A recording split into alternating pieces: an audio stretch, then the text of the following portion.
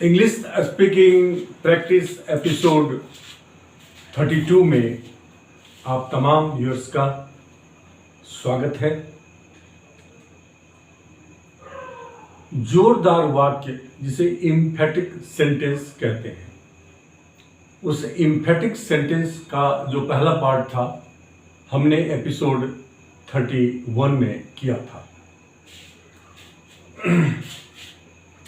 इस एपिसोड में हम उसके अन्य भी सेंटेंसेज हैं जिनका हम आगे करेंगे और देखते हैं उन वाक्यों को जो अधिकतर बोलचाल में या लिखने में आता ही आता है।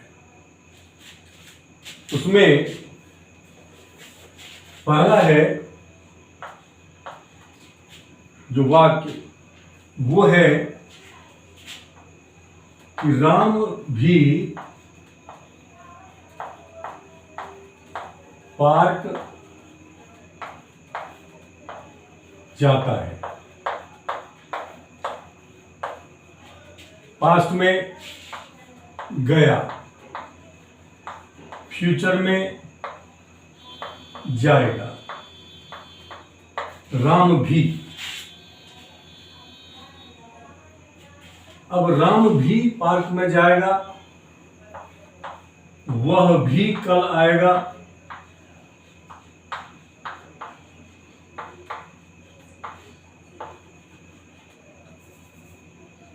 वह भी कल आएगा, या आया,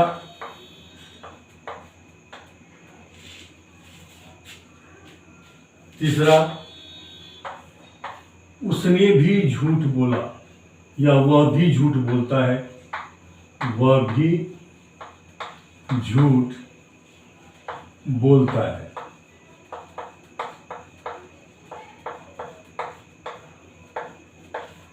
या उसने भी, वह भी झूठ बोलेगा। और प्रेजेंट टेंस में बोलेंगे तो होगा पास्ट टेंस में कि उसने भी झूठ बोला।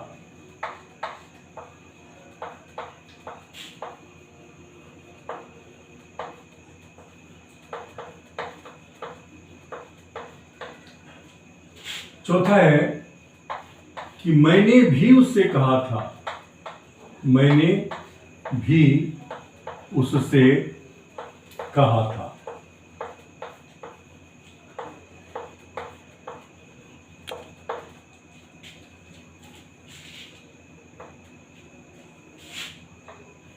मैं भी उससे कहता हूं, मैं भी उससे कहता हूं।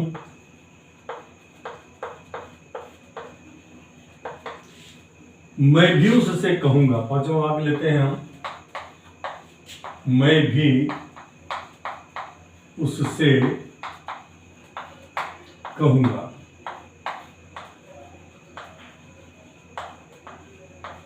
चूंकि टेंस हम इससे पहले कर चुके हैं, ये टेंस के ही पेरिफेरल स्ट्रक्चर्स हैं। इसमें प्रेजेंट इंडिफिनिट हो सकता है, प्रेजेंट इम्परफेक्ट हो सकता है और प्रेजेंट परफेक्ट भी हो सकता है। प्रेजेंट परफेक्ट या कोई भी तीनों टेंस का जो परफेक्ट कंटिन्यूअस है वो भी हो सकता है। वह भी 10 वर्षों से उसी स्कूल में पढ़ता आ रहा है, उसने भी यह काम किया था, उसने भी झूठ बोला था, वह भी झूठ बोल रहा है, वो क्या बोलेगा कि किसी भी in any tense, in any tense जो कोई भी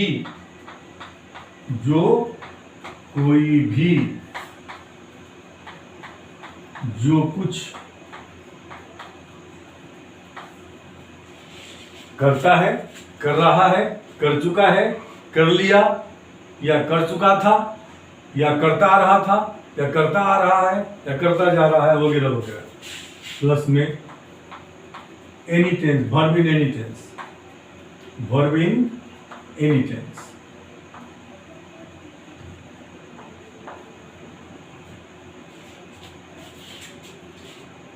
इस तरह के वाक्य में जो है मैं भी अच्छा लड़का हूं, वह भी अच्छा लड़का है, वो भी लगा सकते हैं विदाउट। ये है विद वर्ब, मेन वर्ब है, मेन वर्ब। दूसरा हो सकता है without main verb, without main verb. ये विद वर्ब था वो, ये है विदाउट मेन वर्ब, यानी हेल्पिंग वर्ब आएगा। हेल्पिंग वर्ब से बनने वाला वाक्य, दोनों ही का जो स्ट्रक्चर है उसमें सिर्फ एक वर्ड का हमें जो है प्रयोग करना है, और कैसे करना है ये बताएंगे, क्योंकि मैं उससे कहूंगा का ऑलरेडी आप जानते हैं, क्योंकि सारे टेंस कर चुके हैं। यहाँ भी लग गया तो ये जोरदार वाक्य हो गया, इंफेक्टिव सेंटेंस हो गया। वह भी अच्छा लड़का है, वह भी अच्छा लड़का है, वह भी अच्छा लड़का था, वह भी अच्छा लड़का होगा। ये है इस तरह के वाक्य जो बिना मेन वर्ब के, जिसमें भी लगा हुआ है कर्ता के साथ, जो कोई भी, ये याद रखना है, जो कुछ प्लस क्रिया। दूसरा है कि जो कुछ के बाद कोई क्रिया नहीं है, कोई न कोई संज्ञा या विशेषण यानी कि नाउन या एडजेक्टिव आएगा तब। इस वाक्य को करने के लिए एक कॉमन स्ट्रक्चर है, बेसिक कॉमन स्ट्रक्चर है, जिसका प्रयोग हम करेंगे, और फिर इन वाक्यों को हम 8 प्रकार से बना सकते हैं, प्रैक्टिस कर सकते हैं। इसका होता है सब्जेक्ट प्लस में हेल्पिंग वर्ब, जिस टेंस में है उस टेंस में। ये हो भी सकता है और ये नहीं भी हो सकता है। जैसे प्रेजेंट इंडेफिनिट का अफर्मेटिव है, पास्ट इंडेफिनिट का अफर्मेटिव है, फ्यूचर इंडेफिनिट का अफर्मेटिव है, तो उसमें कोई अफर्मेटिव सेंटेंस में कोई भी हेल्पिंग वर्ब नहीं आएगा। दूसरा होता है कि मेन वर्ब उसके बाद आता है। ये मेन वर्ब हो भी सकता है, नहीं भी हो सकता है। जब मेन वर्ब नहीं होगा तो हेल्पिंग वर्ब होगा। हेल्पिंग वर्ब के साथ मेन वर्ब हो सकता है, दोनों हो सकते हैं। प्लस में यहां पे इससे पहले कि हम हेल्पिंग वर्ब लगाएं, यहां पे सब्जेक्ट के ठीक बाद कॉमा लगाएंगे। अब कॉमा के बाद TOO, ये 2 लगा देंगे। बाकी जो स्ट्रक्चर है सेंटेंस का, कॉमन स्ट्रक्चर है, उसी का प्रयोग करेंगे। जैसे राम भी पार्क जाता है, यहां हो जाएगा राम, फिर रुकेंगे, too goes to park, goes to park. Ram too went to park, Ram comma too फिर comma went to park. Future में Ram too will go to park. ये याद रखना है कि सब्जेक्ट के ठीक बाद इसका प्रयोग करना है। वह भी कल आएगा, हो जाएगा ही टू विल कम टुमारो। वह भी झूठ बोलता है, ही टू टेल्स ए लाई। इसमें थोड़ा सा जो आपका फेशियल एक्सप्रेशन है, he too tells a lie, he too went to market with him, he too is a good boy, she too is a good singer, she too। रुकना, फिर बोलना, फिर इसको 8 तरीके से हम बनाएंगे। जैसे Ram to goes to park, Ram to does not go to park, does Ram to go to park, does Ram to not go to park। इस तरह से 8 प्रकार से हम इस वाक्य को भी बोलेंगे। ये 8 प्रकार से बनेंगे। उसने भी झूठ बोला, he too told a lie। मैंने भी उससे कहा, I too told him, I too, comma दे दीजिए, रुकेंगे यहाँ पे। टू जब बोलेंगे तो थोड़ा सा पॉज देंगे, थोड़ा सा। उसके बाद जो कहना है, व्यू से कहा था, आई टू टोल्ड हिम। मैं भी उससे कहता हूं, I too tell him, I too tell him. मेरा भाई भी उसी क्लास में पढ़ता है, my brother too studies in the same class. ये टी डबल ओ का है आफ्टर वर्ब जो बीच में देते हैं, पॉज देते हैं कॉमा डाल करके, ये बहुत ही ब्यूटीफुल स्ट्रक्चर है जो बोलचाल में काफ़ी आता है। आप इसे 8 प्रकार से बोलने की प्रैक्टिस करेंगे।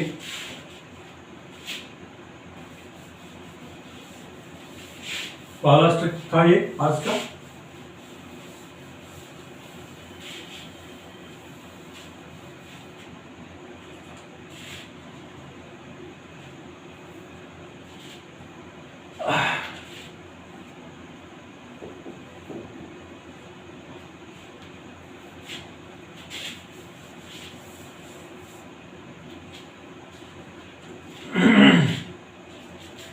उसके बाद होता है कि इम्फेसिस जोड़ देने के लिए, जैसे कि जो कोई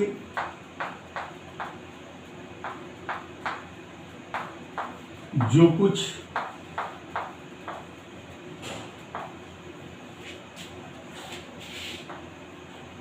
करता है, जो कुछ किया, जो कुछ करेगा, ये किसी भी टेंस में, any tense, in any tense, ये किसी भी टेंस में हो, वर्ब के साथ हो या वर्ब के साथ नहीं हो, इसमें हम लगाते हैं भी, सिर्फ।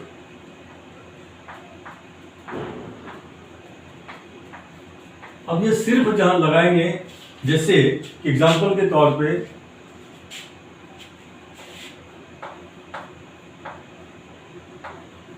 सिर्फ राम यह काम करता है,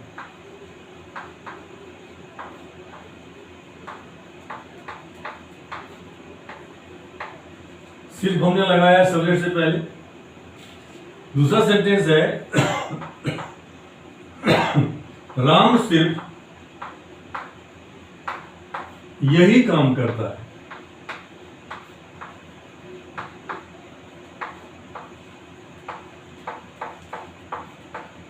इसकी पोजीशन चेंज हो गई है, यहां पे ये आया है ऑब्जेक्ट के ठीक पहले, यहां आया है सब्जेक्ट के ठीक पहले।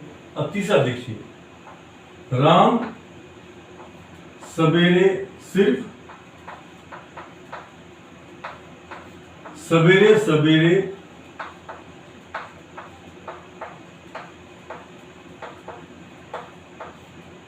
पढ़ता है।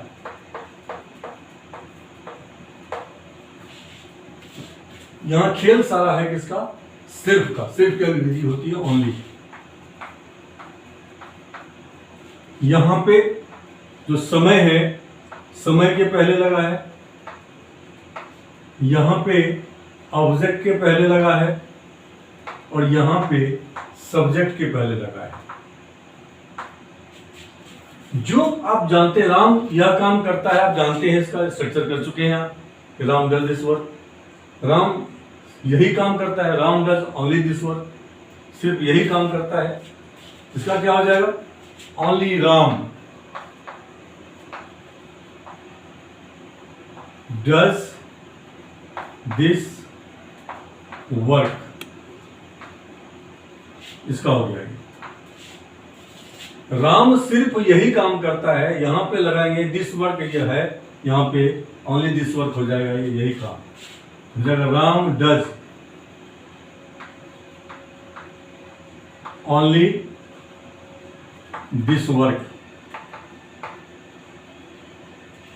और राम सिर्फ सवेरे सवेरे यह काम करता है, सवेरे सवेरे यह काम करता है। सिर्फ देखिए, सिर्फ का पोजीशन चेंज हुआ है।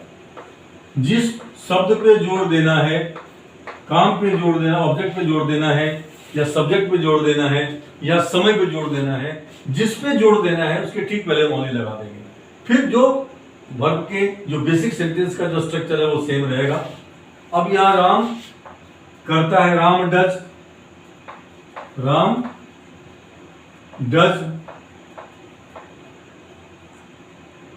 दिस वर्क, यह काम सिर्फ सवेरे सवेरे है, तो चूंकि ये अर्ली इन द मॉर्निंग आता, वैसे ही अगर सिर्फ नहीं होता तो उसका ठीक पहले ओनली आ जाएगा। ओनली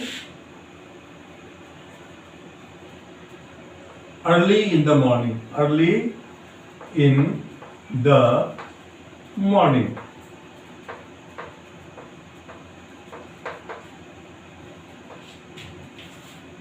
ये तो वर्ब वाले सेंटेंस है। आई एम श्योर कि आपको समझ में आया होगा, क्योंकि टेंस हम कर चुके हैं। उससे प्रत्येक टेंस के कितने तरह के हिंदी में वाक्य बोले जाते हैं वो भी हम कर चुके हैं, 8 प्रकार से प्रैक्टिस कर चुके हैं। अब उसी का ये पेरिफेरल स्ट्रक्चर है कि जो डालना है उसमें, अगर किसी शब्द पे, वह सब्जेक्ट हो सकता है, वह ऑब्जेक्ट हो सकता है, वह टाइम हो सकता है, वह कॉम्प्लीमेंट हो सकता है। कॉम्प्लीमेंट कैसे हो सकता है उसका उदाहरण देखते हैं हम। आई एम श्योर कि आपको ये समझ में आ गया होगा। अब देखते हैं इसका स्ट्रक्चर क्या होता है।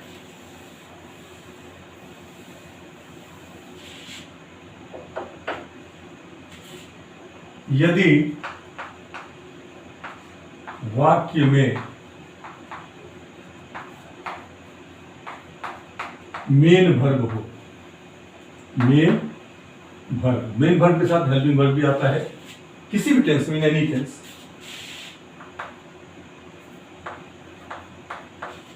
इन any tens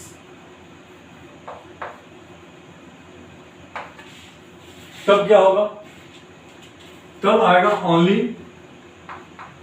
plus subject plus में हेल्पिंग वर्ब। ये हो भी सकता है, नहीं भी हो सकता है। प्लस में मेन वर्ब प्लस में ऑब्जेक्ट। यदि सब्जेक्ट में जोड़ डालना हो, अगर ऑब्जेक्ट में जोड़ डालना हो तो subject plus helping verb plus में मेन वर्ब।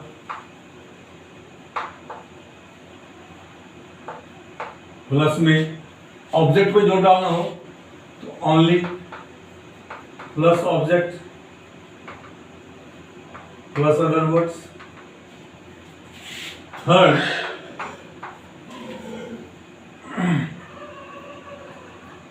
सब्जेक्ट के साथ अगर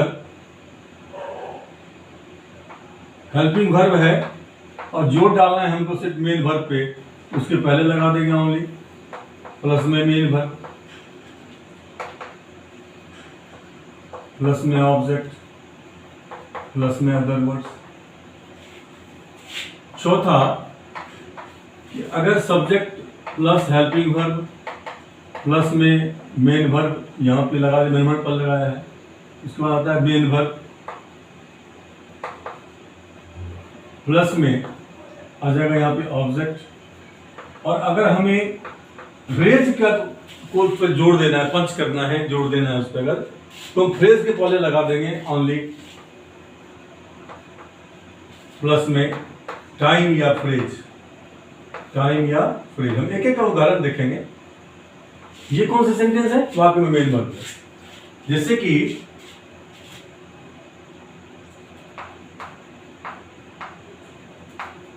सिर्फ गीता गा सकती है, सिर्फ गीता गा सकती है, या सिर्फ गीता गा रही है, या सिर्फ सीता ने गाया, या सिर्फ सीता गा चुकी है, या सिर्फ सीता गा चुकी थी, सिर्फ सीता गाएगी, सिर्फ सीता गा चुकी होगी, सिर्फ सीता गाती आ रही होगी। इन एनी टेंस क्या हो जाएगा इसका, ओनली सीता कैन सिंग। यहां पे सब्जेक्ट भी ठीक बन रहा है। उसी तरह से हमको किस पे देना है जोड़, अब देना है हमको जोड़ ऑब्जेक्ट पे। ये सॉन्ग कर दीजिए, गाना गा सकती है, सीता गाना, गाना हो गया ऑब्जेक्ट, गा सकती है, ये सॉन्ग। अब है कि सीता सिर्फ गाना गा सकती है, Sita can sing only a song, only a song. ये आ गया ऑब्जेक्ट, ऑब्जेक्ट भी ठीक है। अब है कि subject plus helping verb, main verb पे लगाना है। सीता सिर्फ गा सकती है, सिर्फ गीता गाना सिर्फ गा सकती है, हो जाएगा सीता कैन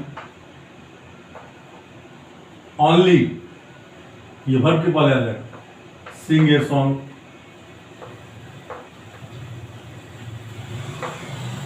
उसके बाद है यहाँ पे कि सीता सवेरे सवेरे,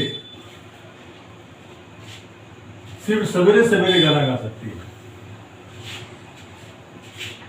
लास्ट वाला है गीता सिर्फ सवेरे सवेरे या शाम में या 5 बजे या जो भी है गाना गा सकती है। सिर्फ किसके बदले लगा? सवेरे सवेरे। ये क्या है? फ्रेज है। तो गीता गाना गा सकती हम जानते हैं, Geeta can sing a song, बस तो वही आना, Geeta can sing a song. जोर किस पे डालना है? सिर्फ सवेरे सवेरे, only in the morning. Is it clear? ये थे जिसमें कि वर्ब लगा रहता है। दूसरा है, ये 4 ही स्टेज है, ये 4 ही तरीके से ओनली का यूज होगा, ये 4 ही तरह के वाक्य होंगे और ये किसी भी टेंस में हो सकते हैं। इट डज नॉट मैटर कि कौन सा टेंस है, कौन सा स्ट्रक्चर है। ये सारे स्ट्रक्चर में जिस वर्ड पे, चाहे वो सब्जेक्ट हो, चाहे वो ऑब्जेक्ट हो, चाहे वो मेन वर्ब हो, चाहे वो जो है क्या कहते हैं फ्रेज हो, उस जिस पे जोर डालना है आपको, उसके पहले ओनली लगा देंगे आप, इस अर्थ में। सेकंड है कि जब वाक्य में मेन वर्ब नहीं हो,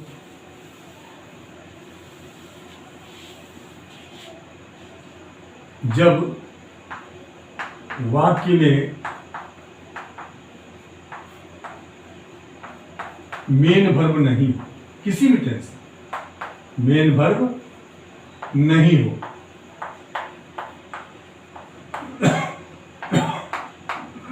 इन एनी टेंस, ये मैटर नहीं करता कि किस टेंस में सेंटेंस है और कौन सा किस टेंस में है और कौन सा स्ट्रक्चर है, कोई मैटर नहीं करता है। यहां पे मैटर ये करता है पहला, जैसे कि पापा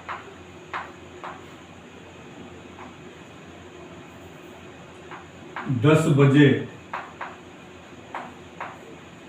घर पर होते हैं या घर पर थे या घर पर होंगे। इसमें जो घर है, घर यहां पर 10 बजे और पापा, हेल्पिंग वर्ब के पहले ओनली का प्रयोग हम नहीं करते हैं, हम 3 जगह कर सकते हैं। यहां पे पहला हो जाएगा इसी सेंटेंस का, ए सिर्फ पापा,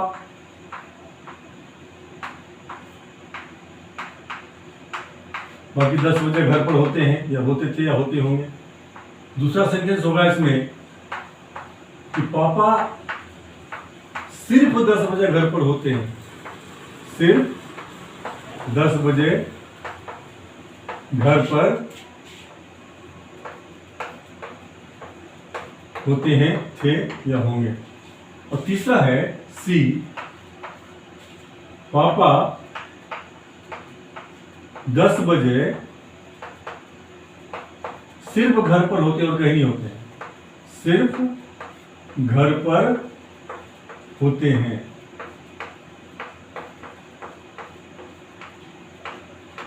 होते थे, होते होंगे।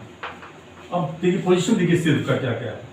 ये सिर्फ जो है सब्जेक्ट के पहले आया है, यहाँ पे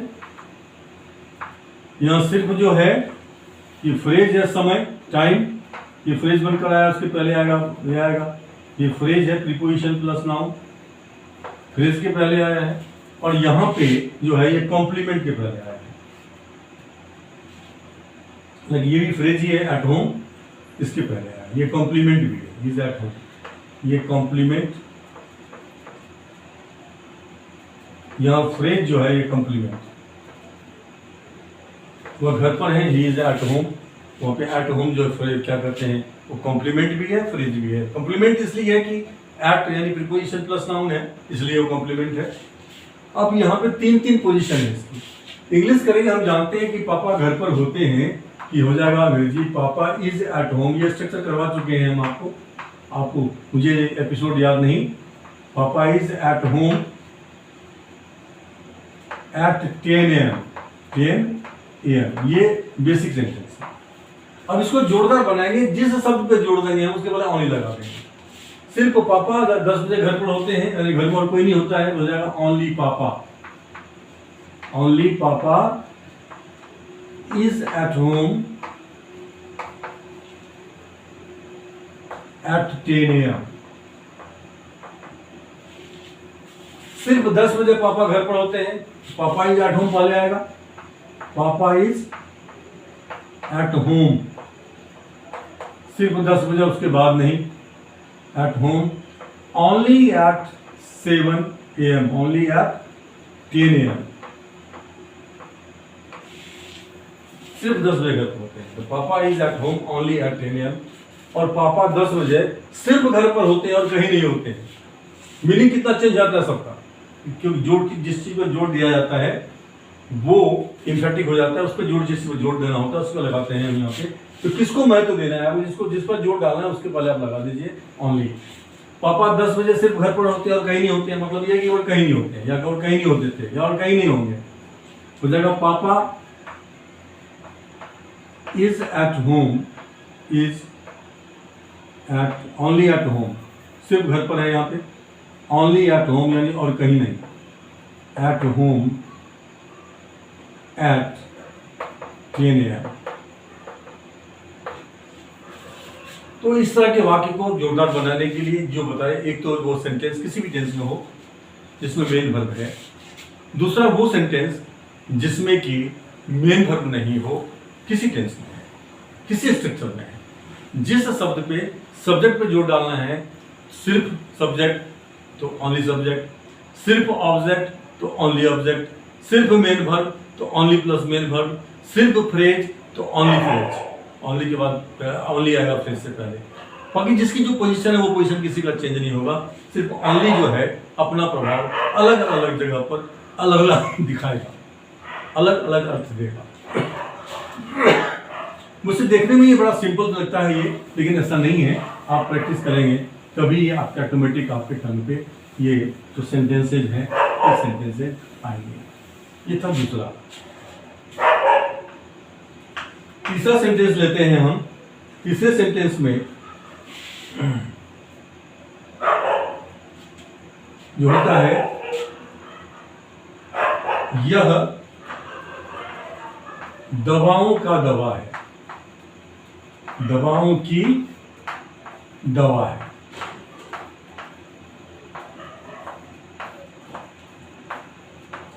अर्थात यह होगा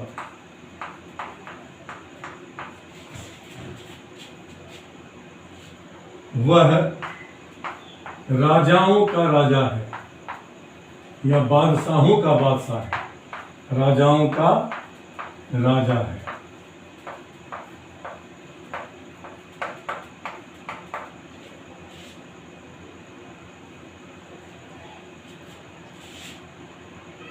मैं गुरुओं का गुरु हूं,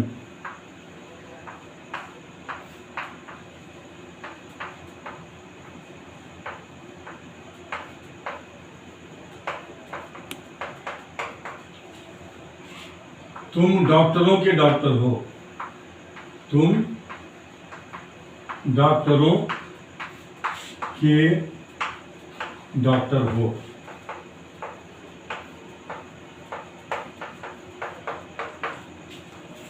अब जितना सेंटेंस चाहे इस तरह से बनाने के लिए आप बना सकते हैं। और ये in any tense, in any tense.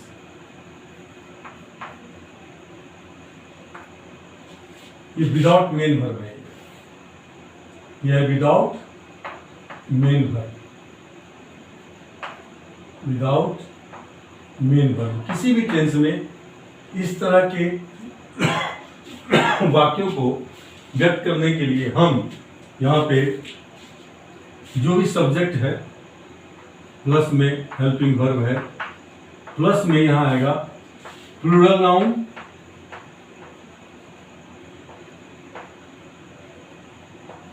Plus में ऑफ, प्लस में आर्टिकल ए या एन लगेगा, प्लस में सिंगुलर नाउन लगेगा, सिंगुलर नाउन, प्लस में अदर वर्ड्स। इससे वह सवेरे सवेरे या दारू पीने के बाद वह राजाओं का राजा होता है या है या होता है। इस तरह से कोई भी वाक्य बनेगा तो हम पहले लिखेंगे सब्जेक्ट प्लस हेल्पिंग वर्ब। यहाँ क्या हो जाएगा, यह दवाओं का दवा है, this is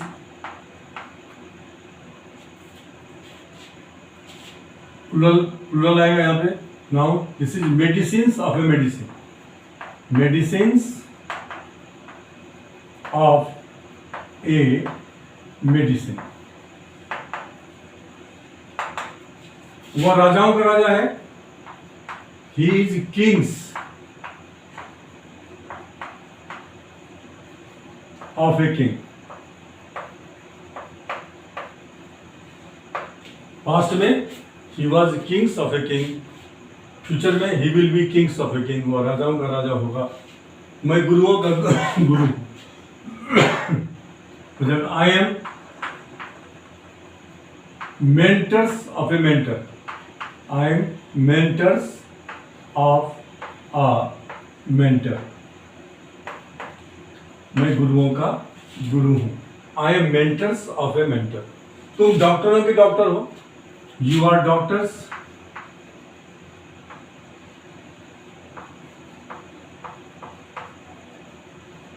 of a doctor.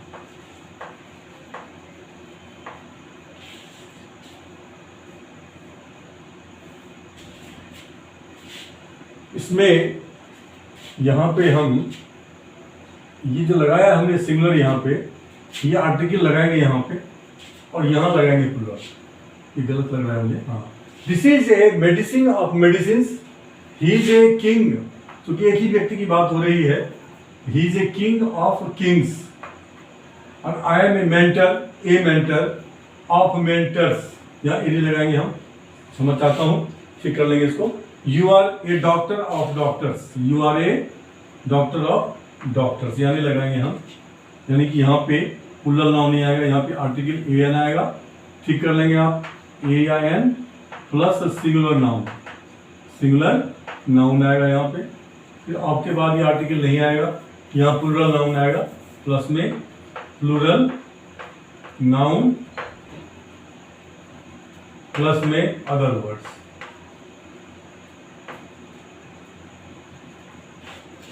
इसको आप तीनों टेंस बनाएंगे, ये स्ट्रक्चर याद रखेंगे।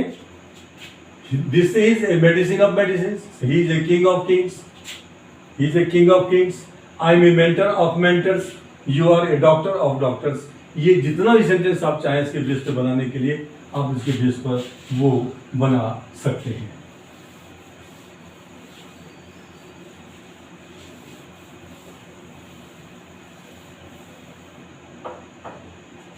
इसके बाद इसमें है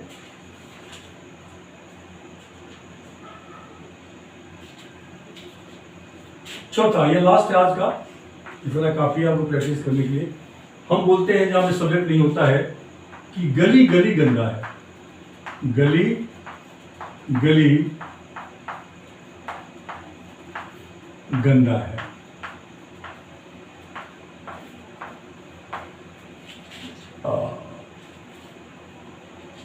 गंदा नहीं, गंदी है, थी, होगी। घर घर में पानी है,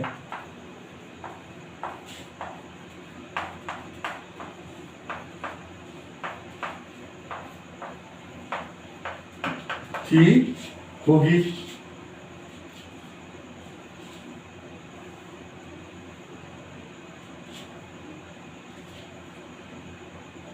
गांव गांव उदास है, गांव गांव उदास है।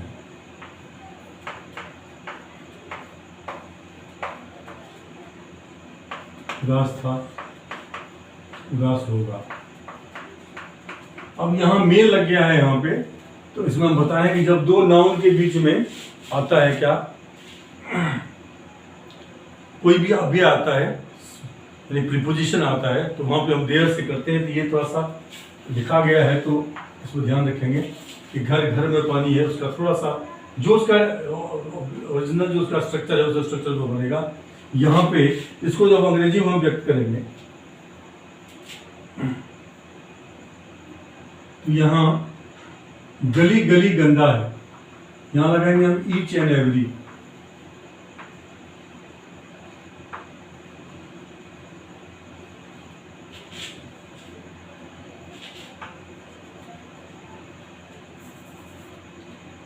उसके बाद आ जाएगा जो भी नाउन है, subject plus helping verb plus में आ जाएगा complement.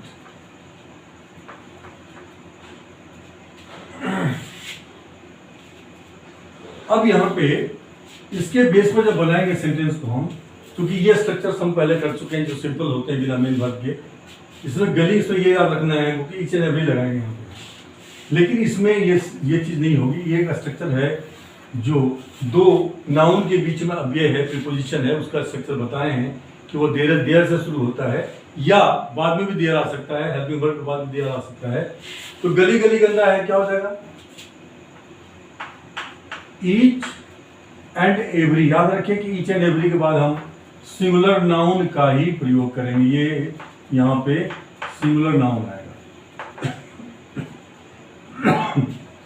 Each and every street is dirty।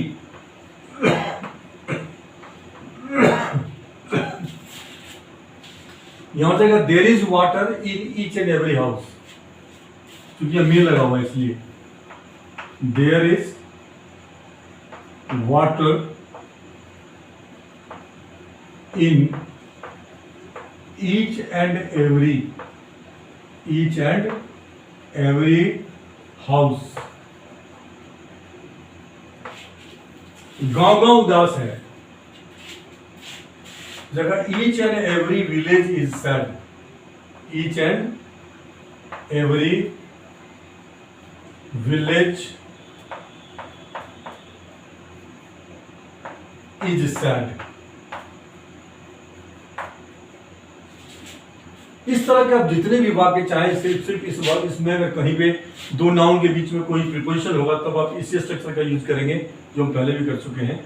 सिर्फ ये है कि उस नाउन के पहले में ईच एंड एवरी लगा देंगे जो कॉम्प्लीमेंट बन के आएगा, ये ख्याल करना है आपको। तो इन सेंटेंसेस को आप तीनों टेंस में बनाएंगे और इस तरह के और भी सेंटेंस लेकर के आप करेंगे। ये इन्फेटिक सेंटेंस जो हम करवा रहे हैं आपको पेरिफेरल स्ट्रक्चर में हमने चुना है पहले, क्यों कि ये यूज में बहुत अधिक आते हैं। अभी ये सेकेंड पार्ट है ये इन्फेटिक सेंटेंस के, चलेगा अभी ये 4-5 एपिसोड चलेगा और वे तमाम वाक्य, कोई वाक्य छूटेगा नहीं जो इन्फेटिक सेंटेंस में आते हैं। जो नए आए हैं, अगर आपको जो हमारा ये नेचुरल स्टाइल ऑफ टीचिंग है on the board with the chalk, जो हमारा स्टाइल ऑफ प्रेजेंटेशन है विद कॉन्सेप्ट और विद कंटेंट, अगर आपको पसंद आया है तो please do subscribe my channel Manik C Jha. और जो पुराने हैं, अगर आपको ये जो एपिसोड्स चल रहे हैं उससे आपको आनंद मिल रहा है, आपको अति उपयोगी भी लग रहा है, तो please keep on liking the videos and sharing the videos to the people जो आपके बहुत नियर एंड डियर हैं, जो आपसे बहुत प्यार करते हैं। उनकी पहुंच यहाँ तक नहीं बनी है, आप उनको भी प्रेरित करें, मोटिवेट करें कि वो इस चैनल से जुड़ें, रोज़ का रोज़ प्रैक्टिस करें। और इससे सहज तरीका हो नहीं सकता अंग्रेजी का बोलने का, सिखाने का, जो हम लेकर के आपके लिए आए हैं। ये हमारा रिसर्च प्रोडक्ट है, इसके पैरेलल में किसी का प्रोडक्ट नहीं है। ये कड़ी दर कड़ी जोड़ के आपको हम बताते हैं। आपने ग्रामर नहीं भी पढ़ा तभी कोई फर्क नहीं पड़ता, खाली वोकैबुलरी सेक्शन में आप देख लीजिए जो वर्ब्स जो यूज में आते हैं, जो आपको ताकतवर बनाएंगे, जो आपकी संवाद में एक जो है ना धार देंगे, उनको मत छोड़िए, उनको याद करते रहिए। With that let us call it a day. Have a nice day. See you in the next episode with a new sentence, a new kind of sentences जो जोरदार वाक्य होंगे पार्ट 3 में। तब तक के लिए let us call it a day. Have a nice day. Thank you very much.